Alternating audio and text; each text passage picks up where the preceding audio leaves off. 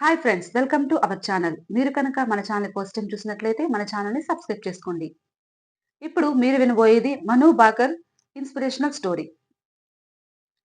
ఒక బలమైన లక్ష్యం ఎంపిక చేసుకొని దానికోసం ఎంతో కష్టపడి చివరికి అనుకున్న లక్ష్యం చిత్తు చేయడం ఈమె నైజం.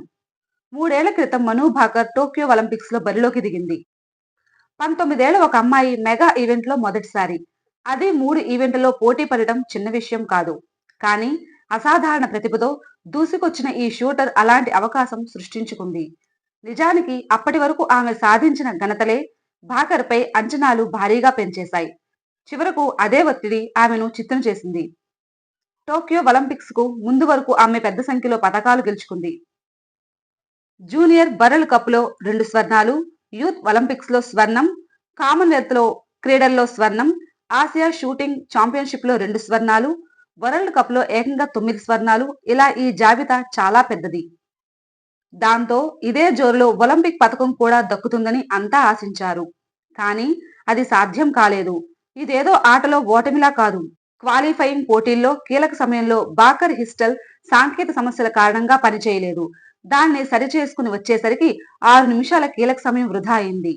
అయినా సరే 60 షాట్ల ద్వారా 575 పాయింట్లు సాధించడం విశేషం.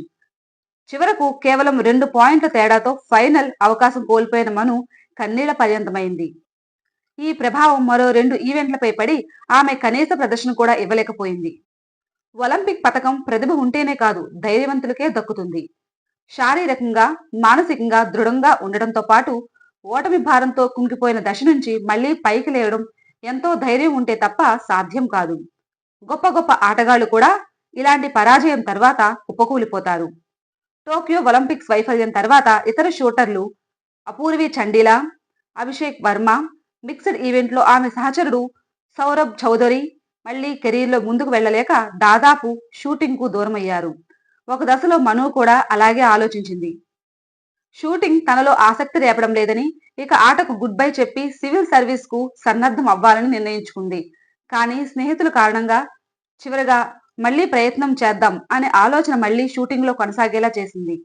ఈసారి కూడా అంతే స్థాయిలో కఠోర సాధన చేసింది. ఏకాగ్రత చెదరకుండా ఒకే లక్ష్యాన్ని గురిపెట్టింది. దాంతో మళ్లీ ఫలితాలు వచ్చాయి. జూనియర్ వరల్డ్ ఛాంపియన్షిప్ లో 4 స్వర్ణాలు, ఆసియా క్రీడల్లో స్వర్ణం, వరల్డ్ కప్లలో 2 కాంస్యాలు, వరల్డ్ ఛాంపియన్షిప్ లో స్వర్ణ కాంస్యాలు దక్కాయి. 22 ఏళ్ల వయసులో మను భాకర్ ఇప్పుడు ఒలింపిక్ పదక విజేతగా తనేంటో నిరూపించుకుంది. గత ఒలింపిక్స్ చేదు జ్ఞాపకాలను చెరిపేస్తూ సగర్వంగా నిలిచింది. ప్యారిస్ ఒలింపిక్స్ 2024లో భారత్ కు తొలి పతకాన్ని సాధించి పెట్టడం ద్వారా షూటింగ్ లో 12 ఏళ్ల కరువును మను భాకర్ ముగించింది. 10 మీటర్ల ఎయిర్ పిస్టల్ మహిళల ఈవెంట్ లో మను భాకర్ కాంస్య పతకాన్ని ప్రపంచ వ్యాప్తంగా భారతదేశం గర్వించేలా చేసింది. మను వయసు కేవలం 22 ఏళ్లే అయినా తన ప్రతిభతో ప్రపంచంలోనే పేరు తెచ్చుకుంది. మను భాకర్ 2018లో అంతర్జాతీయ స్థాయిలో భారత్ కు పతకం సాధించింది. ఇది మాత్రమే కాదు, మన ఐఎస్ఎస్ఎఫ్ ప్రపంచ కప్ తో పాటు కామన్వెల్త్ గేమ్స్ లో కూడా పతకాలు సాధించింది. మను 22 ఏళ్లకే కోటీశ్వరురాలైంది.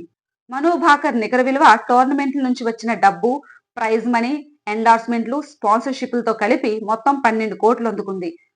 మను భారతదేశంలో షూటింగ్ పోస్టర్ గర్ల్ గా మారింది. సోషల్ మీడియాలో ఆమె పాపులారిటీ గురించి మాట్లాడితే ఆమెకు ఇన్స్టాగ్రామ్ హ్యాండిల్లో 2 లక్షల మంది, ఎక్స్ లో 1.5 lakhs మంది ఫాలోవర్స్ ఉన్నారు. కామన్వెల్త్ గేమ్స్ లో పతకం సాధించిన మను భాకర్ ను హర్యానా ప్రభుత్వం సత్కరించి 2 కోట్లు అందజేసింది. టోర్నమెంట్ లో గెలుపొందిన వారికి ప్రభుత్వాలు ప్రైజ్ మనీ అందిస్తున్న సంగతి అందరికీ తెలిసిందే.